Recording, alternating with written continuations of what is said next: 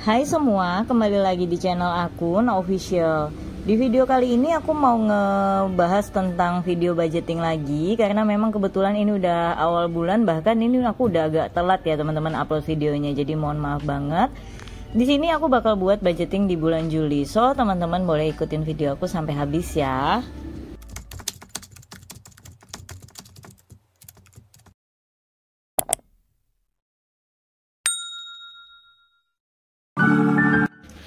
Di budgeting bulan Juli ini lagi-lagi sih dengan tema yang simple, nggak macam-macam, karena memang aku males banget kalau bikin terlalu rame akhir-akhir ini, jadi makanya yang bikin sesimpel mungkin. Di bagian atasnya ini aku cuma tulisin headernya yaitu Juli budget, karena memang kebetulan ini memang udah masuk di budgeting bulan Juli ya teman-teman. Udah melewati pertengahan tahun, nggak kerasa sebentar lagi kita bakal menyambut tahun baru. Pokoknya bener-bener nggak kerasa deh ya teman-teman ya. Memang kayak waktu itu semakin hari semakin cepat berlalu ya.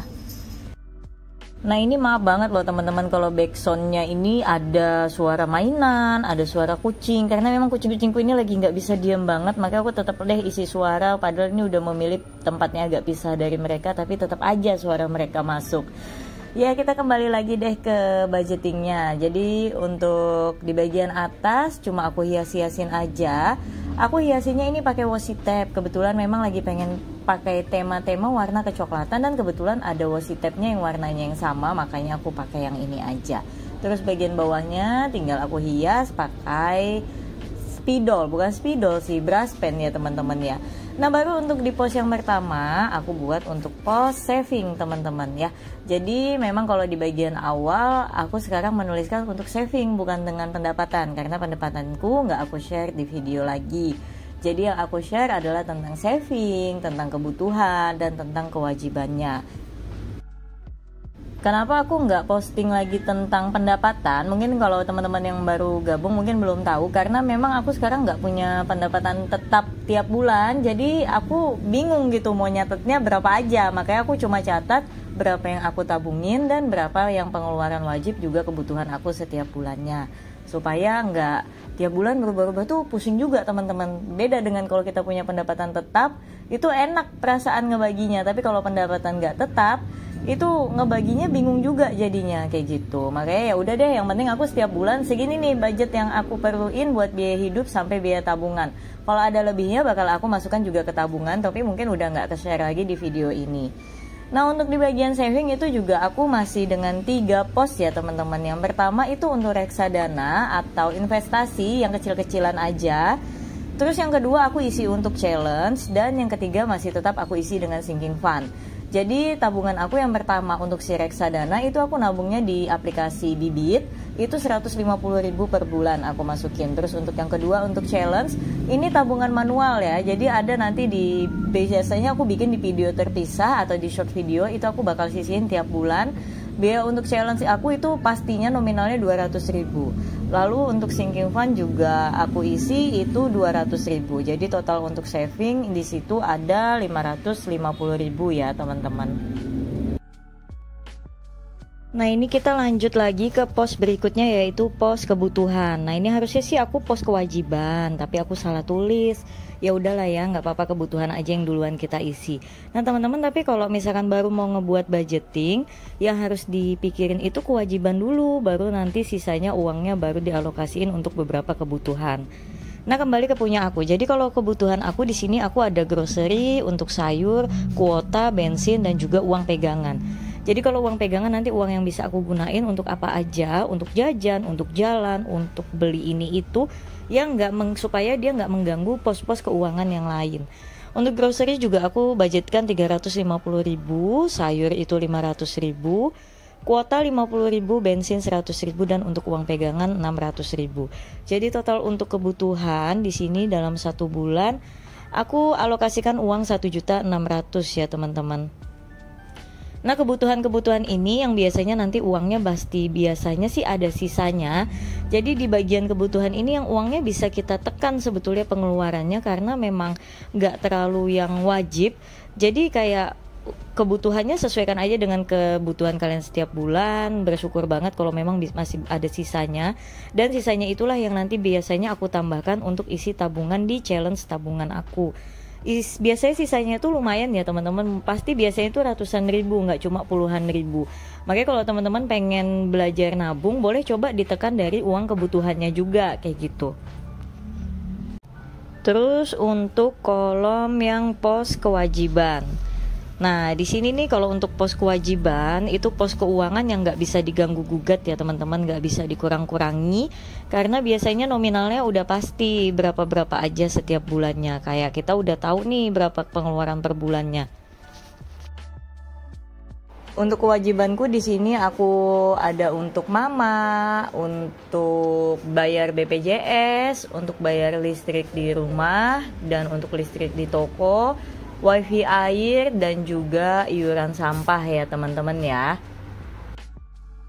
Untuk kewajiban itu setiap orang beda-beda ya teman-teman. Jadi sesuaikan aja dengan pengeluaran pasti setiap bulan kalian pakai untuk apa aja. Biasanya sih yang masuk dalam kewajiban itu adalah iuran-iuran bulanan yang memang harus dibayarkan setiap bulan dan nominalnya biasanya jarang banget berubah. Atau kayak kirim ke orang tua itu juga aku masukkan dalam kewajiban.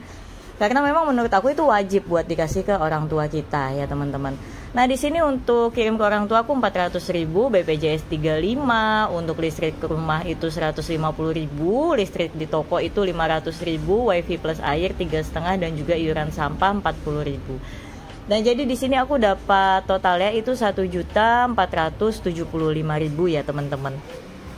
Nah jadi ini semua total pengeluaran atau uang yang harus aku alokasikan untuk biaya bulanan aku setiap bulannya. Sejauh ini sih alhamdulillah nggak pernah ada yang over budget. Jadi dengan buat pencatatan kayak gini aku lebih banyak bisa mengkontrol keuangan aku.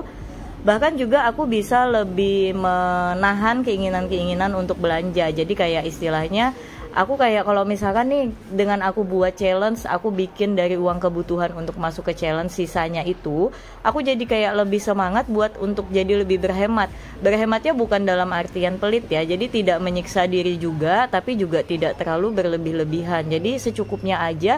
Ternyata uang yang aku alokasiin sebenarnya masih banyak nyisa, tapi setiap bulan juga aku nggak pernah kurangin walaupun masih banyak nyisa. Jadi budgetnya tetap aku alokasikan segitu, karena menurut aku itu yang paling tepat kayak gitu. Jadi kalau ada sisa ya syukur alhamdulillah, tapi jangan sampai lebih. Karena takutnya misalkan nih aku kurangin, ternyata malah jadi budget tiap bulanku malah jadi berkurang. Akhirnya berasanya nombok padahal aku pangkas budgetnya kayak gitu ya kan.